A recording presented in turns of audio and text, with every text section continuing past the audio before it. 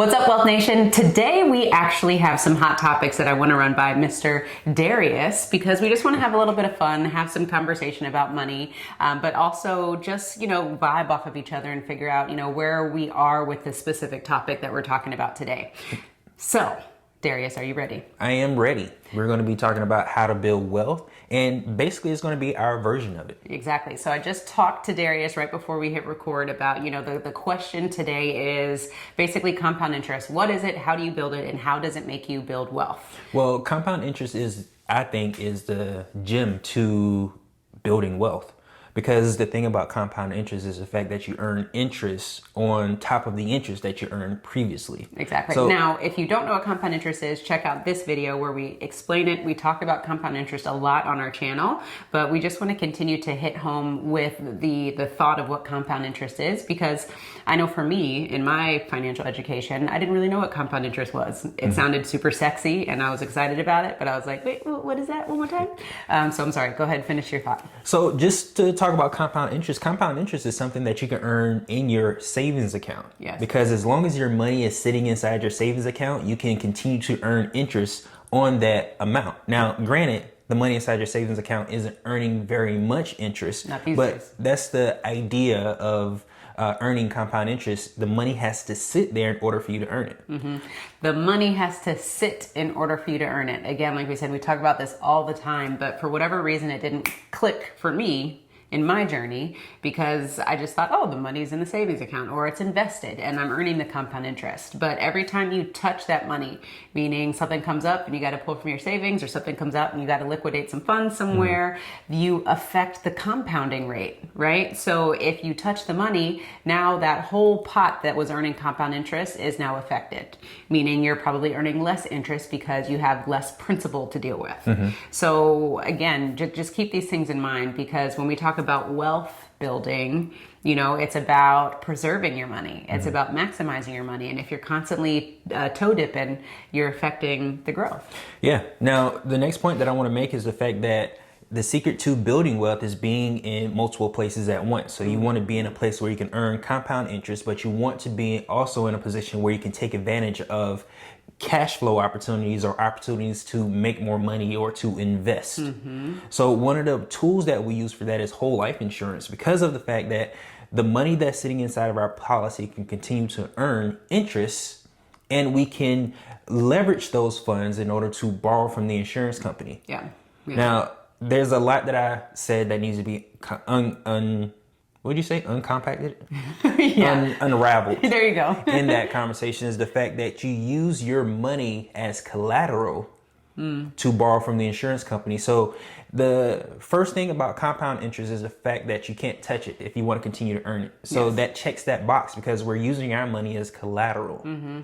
Now, to further unpack this, again, when we think about compound interest is, typically people only know that you can earn compound interest in a savings account, a CD, or maybe some investment. But you have to touch that. If you touch that money, there goes the compounding. So for us, we then had to redirect our options to say, is there something that's out there? Is there some sort of financial product out there where we can earn compound interest? And if we need to touch the money for whatever reason, we're not affected. So all it is really about educating yourself to understand what are your options, because a lot of times all we see is what's in front of us, and then that's all we deal with, when sometimes we need to peel back the layers and figure out, what exactly is going to work for my circumstances. Like Darius said, for us, that's whole life insurance. The reason being is because when you put money into your policy, or you pay your premium, for example, you pay your premium, that amount of money is going to go towards death benefit, and there's something called cash value, which is a savings mechanism that is inside this life insurance policy. So it acts as a savings account on steroids, as we like to say, because you can earn compound interest and you have a death benefit at the same time. Right. So with that, we get this question a lot, as people say, if I borrow from the funds, does that affect my cash? And no, it doesn't, because you're going to get a loan from the insurance company. Like Darius said, they're going to use your money as collateral, meaning their guaranteed payback. They're just going to hold on to it, and they're going to give you their money instead. So because you haven't physically taken your money out of the policy, you aren't affected by the compounding. So the point in which you would no longer earn compounding on a life insurance policy is you actually die. Yeah. And or you withdraw the Or funds. you withdraw the funds. So comment below and let us know what are some different places where you've learned that you can earn compound interest other than a life insurance policy. Exactly. And if this is something that interests you, then click on the link below to join the Wealth Nation. We'd love to serve you. Absolutely. Now, another point that I want to make is the fact that when you are earning compound interest inside your life insurance policy, that just checks the box. True. That's all that does with compound interest is it just checks the box. What you are in control of is what you do with the money that you leverage or the money that you borrow. At that point, this is where you want to start investing in what you're good at, be it the stock market, be it real estate, be it Bitcoin, whatever you're good at, you use that cash so that you can start earning not only compound interest, but also interest from your investment on top of the compound interest that you're earning in your life insurance policy. Yeah, I think that the point to really understand here is that we're just talking about how to maximize our savings. And I feel that as a society, we can't differentiate between savings and investing. For whatever reason, it's all the same. And it's really not. So for us, when we talk about, pay yourself first, that is the amount of money that we're talking about you're saving or you're paying yourself first that will then allow you to use as leverage one day to invest if you want to. But for us, again, it's about putting our money into an environment, putting our savings in an environment where it's going to work for us. And then if we want to invest or create some sort of cash flow, we can then utilize those funds to further our financial goals. But for us, it's not about just paying ourselves and then literally taking that money and investing it and risk losing it.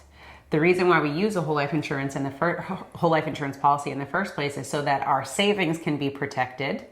And then when an opportunity presents itself, we can get a loan from the insurance company, leverage those funds to invest while our money is still protected. And then whatever cash flow comes from those investments, we're paying the loan back and putting any extra interest that we have earned back into that policy, which is going to grow the cash value. So it's a little bit of a complicated process, but once you understand how this works, that's really what it's about. Yeah, and it's really understanding the rules. You pay yourself first, you pay yourself interest, and then you recapture the funds that you have in your investment. You can't go straight to step number 3 without doing number 1 first. Yeah. So if you don't have a savings, then you can't create a place to earn interest or recapture if you don't have anything to build off of. Anything times 0 is 0. Yeah. Right? Yeah. So we can't go to step 3 without first paying ourselves first. So we have to have discipline in order to start this whole process. If you don't have a savings account, you really can't do it. Yeah, and to build on that analogy, it's like driving a Ferrari, but you don't understand how to drive a stick shift car, nor how to handle a sports car. It's all about, you got to start with the building blocks and put certain things in place so that you can get to those investments and things that you want to do. But far too often, people just take any cash that they have that they're sitting on, throw it in an investment and cross their fingers and hope to God that it's going to pan out.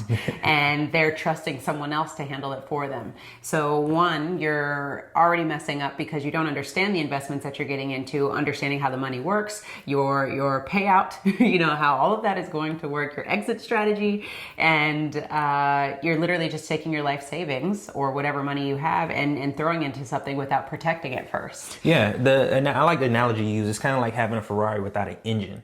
You need that engine in order to consistently be moving or be in motion so that it can drive the car.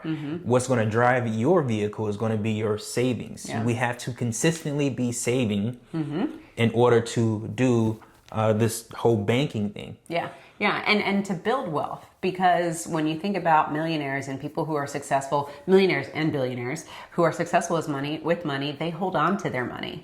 It's not all about saving it. It's not about, payday's Friday, let me go spend all my money. No, that's not the case. That they have rules and regulations in place for this money because they treat their money like a business. And that's what we are always trying to teach our clients and teach our followers and our subscribers is it's about paying yourself first and holding on to the money so that you can leverage it to build exponential wealth. Yeah, at the end of the day, there's rules to wealth. There's rules to money. There's rules to everything we're doing.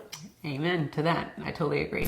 All right, so since we've hammered home what compound interest is, where we earn compound interest, I want to know from you, Darius, before we got into this industry and learned about money, what was your thought about compound interest? What did you know about it? I didn't have a thought about compound interest. This is something that didn't even register for me at the time, because I was just go to work, save as much money as you can from your job or whatever's left over after you pay your bills, and then continue that cycle.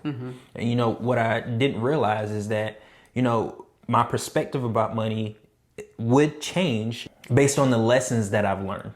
Oh, okay. Because once I learned this idea about compound interest, once I learned this idea about using life insurance, my whole perspective of money shifted. In what way?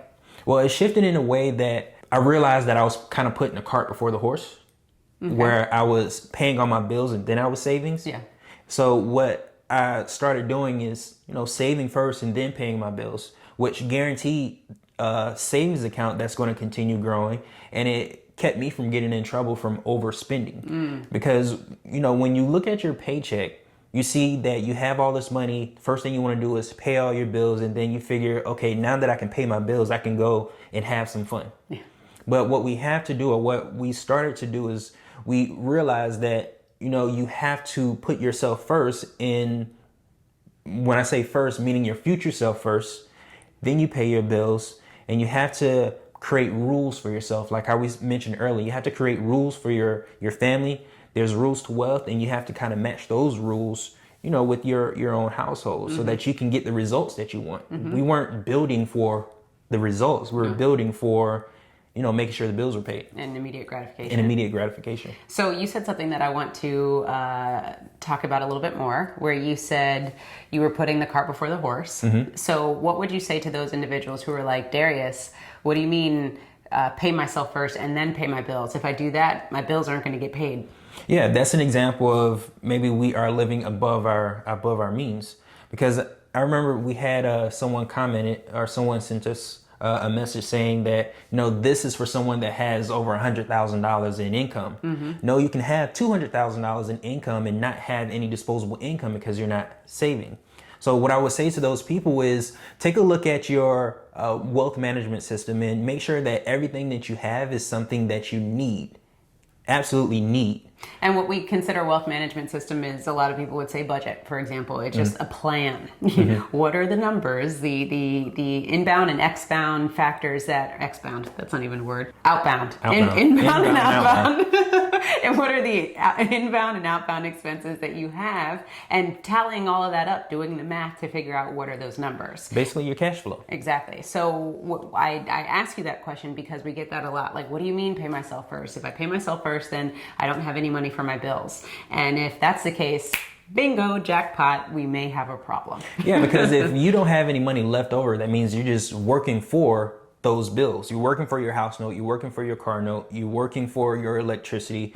You are working for those things. Now, the thing about it is at some point you won't be able to work anymore because, as we age, we start to slow down and our intention changes. So one thing that we have to take into consideration is that we need to build a system around us not being the ones doing all the work. We want the money to do the work for us.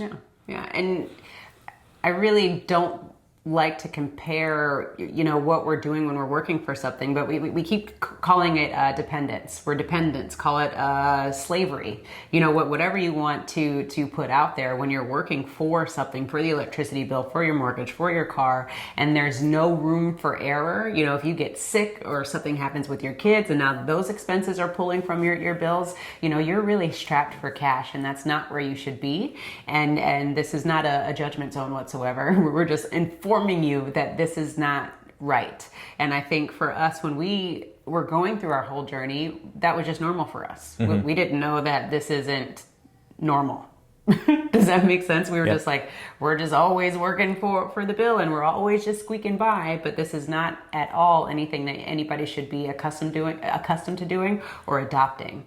So we just want to, scream from the rooftops and let you know that there are solutions. You just have to put yourself more in control of what's happening with your finances and really understand what do you need versus what are some things that you probably don't need. Right. And it wasn't until we started doing that that we could start doing this process of banking. Exactly. And we're talking about this because it relates to your savings, which then relates to compound interest. How are you going to earn compound interest if you can't even save a buck in the first place? Absolutely. Right? Yeah, this again, there's rules to it. There's things that needs to happen before you get to step 2. You need to first do step 1. Chicken, egg, chicken, that whole deal. So with this whole process, so we talked about savings, we talked about compound interest. How does this affect you from a wealth building standpoint is your money should always be working for you regardless of what you're doing. If you're out doing a picnic, if you're doing some home improvements, if you're on vacation, your money should always, always, always be working for you and working without you, because that's where the true wealth comes into play, where we're talking about passive income versus active income. And if you're already earning passive income, meaning that you aren't trading time for money and you're earning compound interest with that passive income at the same time, that's just exponential growth when it comes to your finances. And it's just about the building blocks. There's steps to this, you know, that it's always a process. We're always learning, we're always tweaking and changing. This isn't something that's just going to be stagnant once you set up a system in place. Well, the thing is, wealth or building or anything that you build has to have a foundation. Oh yeah. And our foundation is going to be our savings or our savings habits. Yeah. And then what we build on top of that is what we invest in. Sure. And then what comes on the next level is, you know, the passive income that we create so that it can tie back into our savings. Totally. So our foundation is always going to be savings. Anything you build has to have a foundation, a solid foundation. I love that. Whether it's business, whether it's money, whether it's relationships, everything has to have a concrete foundation. You don't want to build your foundation out of straw. Yeah, or on sand. Or good one. Now, for me, how I learned about compound interest is my dad was in the financial industry and he would always talk about compound interest. And growing up, I always heard it, didn't necessarily knew what it was because I was a child. And I knew that, you know, my family was all about it. You know, it was something that was really important. And it wasn't until I became adult that I really started to understand what compound interest was, where I said, oh, okay, that's cool. But I never it never interests me in the sense of like, okay, my money's in a savings account, that's cool. But again, it goes back to the lack of education on my part as far as making sure that I was maximizing my funds at the end of the day, because I was really focused on my career in corporate America and the money that came from it was great. But at the same time, I wasn't then focused on the money that came to me, you know, every other Friday or whatever it was. Yeah, I would say that's an example of, you know, you were introduced to concepts, but the education didn't continue, so you can apply it.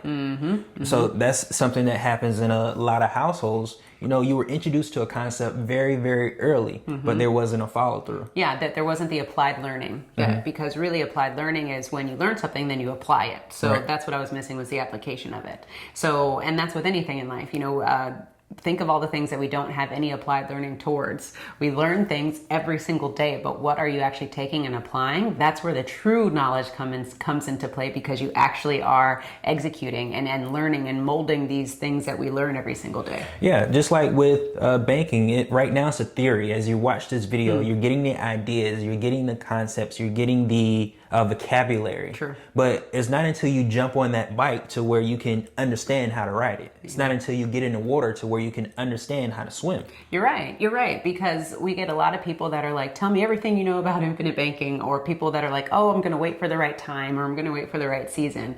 And again, that's where you lose the application and the knowledge, because you don't take the time to get on that bike, to fall off the bike, to, you know, get some bumps and bruises along the way, because you're learning and you're trying to figure out how this works and how you should, you know, pay your bills through the policy, how you should invest using your policy. We can talk about it all day until we're blue in the face, but it's until you actually apply these principles that we're talking about where the knowledge comes into place in the first place. And I would say for us that the biggest thing that we want for our clients is for you to apply the knowledge, because nobody's going to care about your money more than you. And you need to be at the point where you're ready to be in the driver's seat and take control or own your own lifestyle, like we always talk about when it comes to your finances. Right, because you can have us help you through the foundation piece, but actually earning the passive income and the investing, you have to take ownership of that part, because that's a reflection of what you're good at, not what we're good at. It's a reflection of you. So a lot of time people get stuck in that transition. of, you know, going from the policy to, you know, paying off all your debt or paying off whatever you want to use the policy for, to then using the system to earn more money, to grow your system so that you can pass it on. Or people get stuck, they just get the policy and then they don't do anything with it. Yeah. And at that point, you just have life insurance. And why did you spend all this money for life insurance if you aren't going to use it? That's where I think the argument comes into play is, you know, well, should I use this or should I not? And is this a good thing to do at the end of the day? So if you get a policy, it's always with the intention, with the purpose to create passive income, to generate wealth, to do something with the policy. Because if you just get stuck in the numbers of, you know, what this can produce for you, again, we're just talking about life insurance. Yeah, because that's when you get in a conversation of how, you know, some people buy whole life insurance and some people buy term insurance. Yeah. People buy term insurance if they're not going to do anything with it. They just want to cover their death in the event something happens. Death insurance. Now, when it comes to whole life insurance, a lot of wealthy people buy whole life insurance because they all have something to pass on. They all have some type of trust or some type of legacy that they want to pass on, which has whole life insurance coupled with the assets. Yes. So they are passing on a system. We only get pieces of the information, but you know, when you start to unravel this thing and start to learn what other successful people are doing, then you start to learn the process in which they are passing these things on. It's true. And that's really what we want everyone to understand is maybe there's something that we just don't know. Possibly. And that's with anything in life. Like I said, Darius and I are constantly learning, and the subjects that we're learning every single day, we just realize that there's just so much out there, and it's really about taking control and owning your own lifestyle with everything that you do to make sure that you're putting yourself and your family in the best position possible. Yeah, and I can guarantee you, if this is your first time hearing about how we utilize life insurance to, you know, borrow the cash value and pay for our expenses or finance our lifestyle, that's only the tip of the iceberg. Yeah. You know, what you're able to do with cash that you have control over is unlimited. And some of the things that people are doing with these things, like, you know, Fortune 500 companies or banks or, you know, our elected officials, how they're utilizing whole life insurance is different than the way we've been taught how to use life insurance. Exactly. So with that information, go ahead and check out our next video where we talk about infinite banking, becoming your own bank, and how you can utilize whole life insurance to further your financial goals. And click on the freebie below where we talk about 52 different ways on how you can utilize life insurance to generate passive income for yourself. And make sure you own your own lifestyle. Or someone else will.